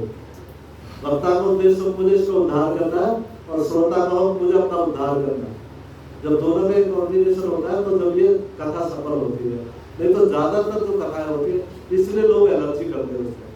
अब जैसे गाँव में होती है वो माताएं तो दिखाई देती है, क्योंकि उनको जैसे बहकाना बैठ जाते हैं, क्योंकि ऐसी बुद्धिमान माताएं नहीं बैठती जो भगवान की सही कथा में जाती है, शास्त्रों को पढ़ती है, उन्हें ज्ञान होगा, लेकिन उन्हें बहका देते हैं। तो वहाँ पे जो प्रभु जी लोग होते हैं ना, उन चीजों से एलर्जी करते हैं। अगर थोड़ी बहुत वो भक्ति करें तो नहीं करने देते, क्योंकि वो देखते हैं उन्हें क्या कथा सुनाई है। कथा का तो नाम ही ना है, थोड़ा बहुत कथा लेके बाद में साथ में फिर वही नाचना, गाना, भजन गाना, ये करना, भजन पे विवाह पे करना, यानी मेरा उद्देश्य क्या हुआ? कॉमर्शियल हो, कमाने का साधन हो। इसलिए क्या होता है, लोग जुड़ भी नहीं पाते और वो अपना कार्य कर भी नहीं पाते जो वक्ता होते हैं। तो उनका मेन उद्देश्य नहीं भागवतम का। भागवतम का उद्देश्य तो जीवन में कल्याण करना है, लेकिन उद्देश्य तो बहुत दूर अलग साइड में होगा, नजर भी नहीं आता उद्देश्य तो। और बाद में कथा खत्म हुई और दीक्षा देकर चले गए। अब पूर्णवासी भी आना कुछ दान वान देने के लिए, उससे पहले आने की जरूरत नहीं। कुछ खा रहे हो ना खा रहे हो कोई फर्क नहीं पड़ रहा। तो ये है, लेकिन सही दिशा में सही जगह सही भक्ति प्राप्त होना भी और सौभाग्य की बात। हम अपने आपको बहुत भाग्यवान समझते हैं, हमारे ऐसे ऐसे भक्त हैं, माता जी है, महाराज है, इतना प्रयास करते हैं लोग। आप सोच के देखो, महाभारत माता जी जॉब भी करती थी तब भी पूरे दिन सेवा में, इतना सुंदर प्रसाद बनाती थी, खुद खिलाती थी। प्रसाद के लिए हम आते थे, आज स्पेशल दादा जी घर प्रसाद खा रहे, वो प्रसाद में इतनी शक्ति होती है, वो भक्त बनाते। उनका भाव हर किसी को जिंदगी में, उनके जो जिनके वो शिक्षा गुरु है सब उनके संपर्क में, तो बहुत सुंदर उनका ख्याल रखते हैं, तो पूरा ध्यान रखते हैं कि इसका पतन तो नहीं होगा, सही दिशा में चल रहे। हम जैसे लोगों को लगा देना जो कहाँ वाले, लेकिन फिर भी प्रयास करते किसी ना किसी तरह से इनको लगाए रखो, क्योंकि अगर क्लास देंगे तो थोड़ा बहुत तो पढ़ना ही पड़ेगा, वैसे पढ़े या ना पढ़े, लेकिन उस समय पढ़ना ही पड़े। तो इसलिए पूरा प्रयास करती है कैसे भी करके इन सबका उद्धार हो जाए। महाराज इस उम्र में भी कितना प्रयास करते हैं, कितना उत्साह बढ़ाते हैं हमारा। अभी मैं प्रभु जी से फोन करता, प्रभु जी आ गए आप? कह रहे नहीं मैं मुझे पता नहीं था महाराज जी के पास। मैं क्यों? मेरा मार्गदर्शन फोन करा, कह रहा आशीर्वाद दिला देगा। महाराज को बता दिया, महाराज जी का आशीर्वाद आशीर्वाद आशीर्वाद। तो महाराज इतने दयालु, वास्तव में लगता है यहाँ आने के बाद मुझे लगता है वास्तव में गुरु भी होते हैं। तो उससे पहले गुरु का तो वो था, मुझे बहुत गुरु से एलर्जी विषय में, अब वो अपराध था या नहीं था, लेकिन क्योंकि वो संसार में जो गुरु हमें उसी तरह के दिखाई देते, जहाँ भी देखो भाई ये सब चीज़ें आपको जेल जाने वाला, बहुत सारे गुरु का चलता था भाई, जो जिन पर धन है वहाँ जाओ, यहाँ आके लगा दो, शुद्ध कर लो, उससे को। तो यहाँ भी तो मैंने इस फॉर्म में देखा, इससे सबसे बड़ी बात यह है कि इस फॉर्म किसी एक पर्सनल आदमी के अंदर नहीं, हर कोई सेवा कर रहा है, हर कोई सेवा कर रहा है। जैसे मंदिरों में जैसे किसी पंडित का कब्जा होता है, मंदिरों कब्जे पंडितों के आधार उनके उसमें होते हैं, उसी का परिवार चलाता रहता है, उसी का परिवार चलाता है। तो फिर उससे क्या होता है, एक बंधन हो जाता है, फिर वो कार्य देते जो मंदिर का कार्य होता है। फिर वहाँ पे पंडा विदान मांगेंगे, प्रसाद चढ़ाने का मांगेंगे, ये सब इस फॉर्म में नहीं है, क्योंकि प्रभाव ने इतना सुंदर व्यवस्था करके दी है। यहाँ पे कोई जाति नहीं है, एक ही जाति है, भक्तों की जाति, वैष्णव सब भक्त। तो उसका कोई मतलब नहीं, वो नीचे से आया ऊपर से आया, जो अच्छी सेवा कर रहा है, नियम पालन कर रहा है, वो श्रेष्ठ है, वो भक्ति कर सकता हो, लेक्चर भी दे सकता है, वो आरती भी कर सकता है, हर सेवा कर सकता है। तो ये सब चीज़ों से बहुत होता है। इसमें पॉलिटिकल एजेंडा भी हो सकता है, जो 70 साल से जैसे कांग्रेस की जो होगी, उससे पहले मुगल आए, उससे पहले क्रिश्चियंस आए, अंग्रेज आए, डिवाइड एंड रूल करके हमें हमारे सनातन का पूरा विनाश किया उन्होंने, पूरा एजेंडा के साथ। बिल्कुल सही बात है, ये तो आज भी चल रहा है और प्लानिंग के साथ। हाँ जी, प्लानिंग बहुत कर रही है। अब देखोगे तो इस्कॉन बांग्लादेश में क्या हुआ, जो हेड थे इतने साल से उनको खिला रहे थे और उनको ही अंदर कर दिया और आज तक नहीं बाहर आए। ऐसे होता है गुरु जी, तो कहानी है ना, जंगल में कोई आदमी जा रहा था, शेर पिंजरे में था, उसको खोल दिया, उसने कहा मैं तो खाऊंगा तुझे, क्या मैंने तो तेरी हेल्प करी है। तो कह रहे चलो किसी से पूछते हुए क्या करना चाहिए, चलो किस पीछे आदमी से पूछते, साधु से पूछते हुए क्या होगा, तो ऐसे ऐसे मैंने किया, मैंने इसको खोल दिया, बाहर आया, अभी नहीं खाएगा। क्या भाई ऐसे नहीं समझना, मुझे वो बताओ कैसे कैसे, कहाँ कौन बंद था, कैसे था, वापस ले जाता है, पिंजरे में बंद कर देता, कह रहा बराबर हिसाब जगह तो यही है। तो वास्तव में जो जंगली जानवर होता है उसको कितना भी खिला लो वो तो आपको खाएगा। तो उद्धार भी किसी का करना तो मनुष्य का करना, बुद्धिमान लोगों का करना है। और जैसे आपने कहा ना, जैसे ये आसानंद लायरा जो भी है, ये प्लांट किए गए कांग्रेस के द्वारा, थोड़ा बहुत गलती जरूर होगी उनकी, लेकिन इनको प्लांटेड किया गया और इसको अंदर कर दिया ताकि सनातन का थोड़ा सा ह्रास हो। क्योंकि बढ़ रहे थे, भक्त लोग बढ़ रहे थे सारे, और उन्होंने प्लान बनाया कांग्रेस में कि भाई इनका कैसे पकड़ा जाए, प्लांट किया गया, उनको फिर जो ऐसा हुआ, लेकिन हमें आगे क्या करना है, अपने आप को पक्का करना है, हमें अलर्ट करना है। अलर्ट कर, पहले तो हमें अपने आप को पक्का करना है कि हम किसी की बात नहीं। उसका कारण और भी है, हमें बताया जाए यहाँ पर प्रभु जी के द्वारा कि हमें अलर्ट रहना चाहिए, आगे पीछे कौन है हमारे, इसमें प्रचार की बहुत जरूरत है। तो बताया जाए। अब इसमें ऐसा नहीं प्रभु जी एक चीज तो काम कर रहे हैं, वो हर चीज पर काम कर रहे हैं। जैसे हमारी फिल्मी इंडस्ट्री है, उसमें हम हमारे देवी देवताओं को खराब बताते हैं, मॉल में बहुत अच्छा से फिल्म ही नहीं बनी, धार्मिक फिल्म ही नहीं बनी, तो उसका एक बीजेपी आई है ना है मानसिक हमारा मनोबल डाउन करने के लिए, क्योंकि उनको पता है जब जब हमारे भक्ति का प्रचार बढ़ेगा, हम शास्त्रों को फॉलो करेंगे तो बहुत ताकतवर हो जाएगा। तो उनका तो मिशन है, तो हमें तो नीचे लाना है, क्योंकि ये सारी चीज़ जब हमारे गुरुकुल होते थे, अच्छे संस्कार होते थे, अच्छी शिक्षाएं होती थी, कहाँ घरों में कलेश होते थे, हर कुछ अपने अपने नियम पालन करते थे, वो अपना नियम निभाती थी, सास अपना पालन करती थी, पति अपने कर्तव्य निभाते थे। अब तो कर्तव्यों से दूर भागते सब लोग, और उसी के कारण क्या होता है, शादी विच्छेद हो जाती है, घर में अशांति फैल जाती है। अगर हम अपने शास्त्रों के अकॉर्डिंग जीवन जीते, ये बिल्कुल नहीं है यहाँ पे कि हम गृहस्थी में हम अपने कार्य छोड़ें, बल्कि हमें तो अपने कार्य बहुत अच्छे से करने पड़े।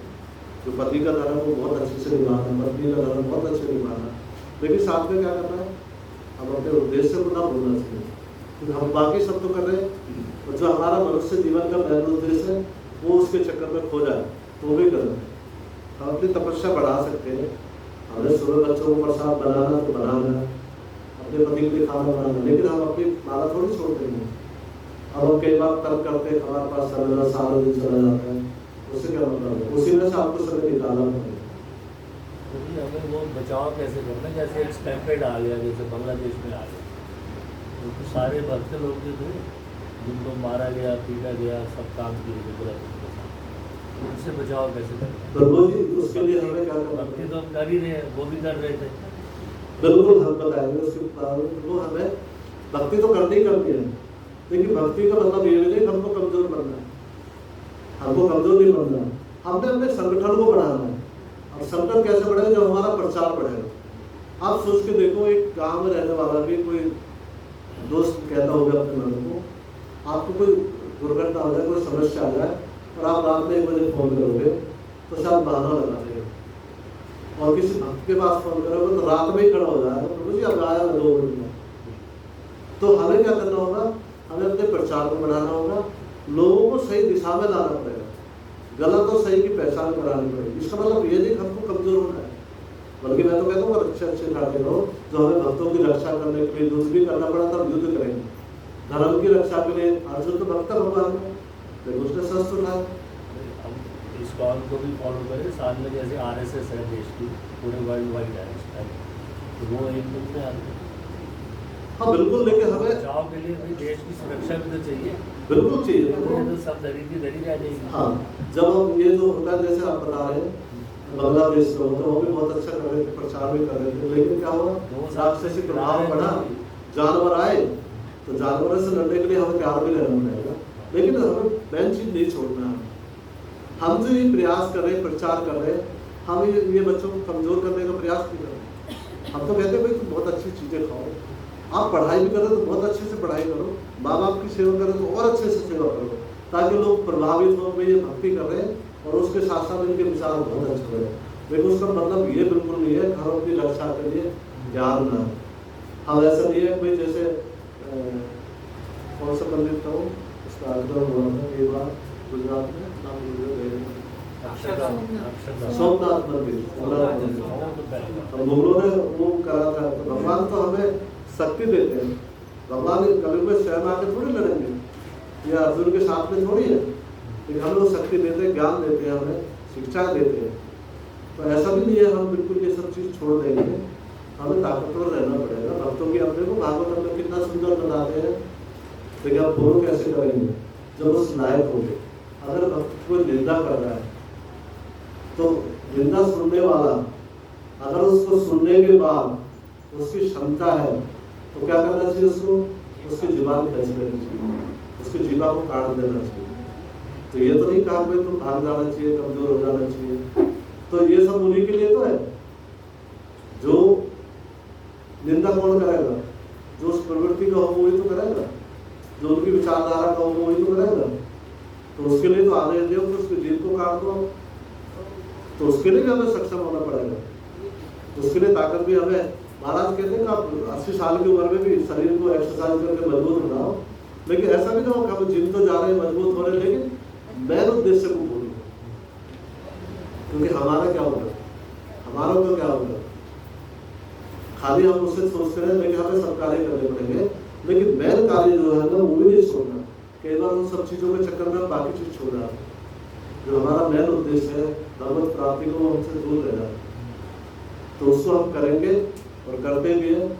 कभी भी कई समस्या तो आपको आगे खड़े मिलेंगे, कोई दिक्कत लट लेंगे, कभी भी डाल देते हैं, हमें भय नहीं लगता कभी भी।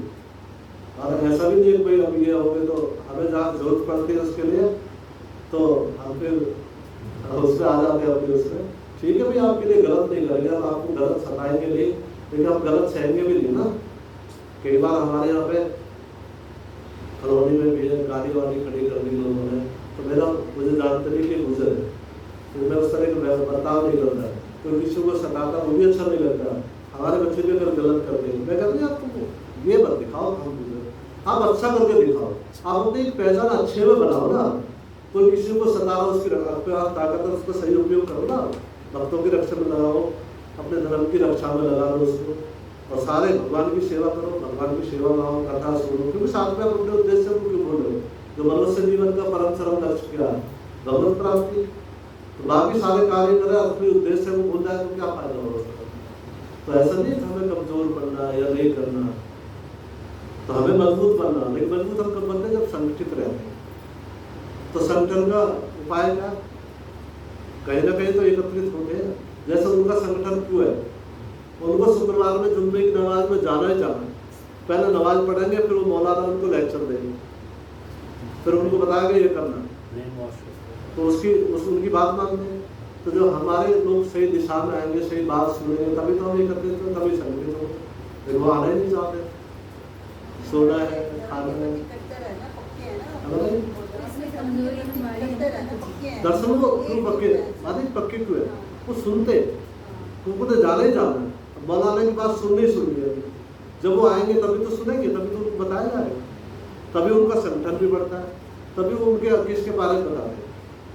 जैसे हमें ये सिखाया जाता है हमारे सब कुछ भगवान की अगर कोई बुराई करता है तो उसकी जीभ काट लो, भक्तों की बुराई करता है उनको ये तो सिखाता है, क्या बोलते हैं उसको, मोहम्मद उसको निंदा करेगा तो उसकी गर्दन काट देंगे, सरतन से नहीं, तो उनको उसके लिए ट्रेंड कर रहे हैं ना। मदरसे में यही पढ़ाया और नहीं इसके पढ़ाया, अलावा पढ़ाते ही नहीं पढ़ाया। तो हमारा बच्चा हो सकता है बीजेपी वोट दे दी होगी ना, सब मदरसे वोट दी तो वो तो करना ही है, लेकिन हमें खाली योगी पे थोड़ी छोड़ना है। अब कोई बात आती है, सरकार की मजबूरी होती है, तो कुछ बोल नहीं सकती, तब तो कभी इकट्ठे होकर आते हैं ना, समर्थन में खड़े हो जाए, कहाँ आते?